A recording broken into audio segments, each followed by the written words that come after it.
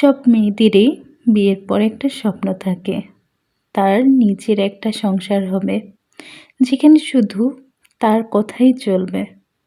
কিন্তু আফসোস, কিছু কিছু মেয়েদের সংসার এমন হয়ে যায় যে তারা না হাসতে পারে না কাঁদতে পারে। কিছু কিছু মেয়ের কপালে এমন স্বামী হয় যার কথার আঘাতে তার হৃদয়টা ক্ষত বিক্ষত হয়ে যায়। কথাটা তেতো হলেও একদমই বাস্তব।